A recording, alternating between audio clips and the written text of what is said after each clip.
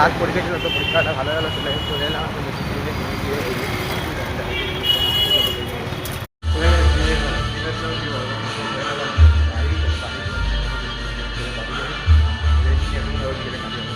এখন দোকানে যাচ্ছি, সকালে দোকানে থেকে পরীক্ষার জন্য সেরকম থেকে দোকানে যাচ্ছি দোকানে যাচ্ছিলাম, দোকানে চাপ ছিল, তো জিনিস সামলাচ্ছিলাম আমি বোনের সঙ্গে বকরের সঙ্গে। তো এখন দেখি ডেলিভারি করতে, ডেলিভারি করেই চলে যাই।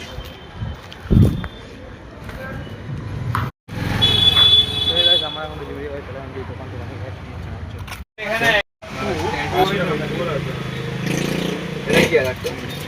তো হে গাইস, এই হুব্বাকে দেখো একটা ফোন ঘাটছে, আজকে আর চিজ দিচ্ছে।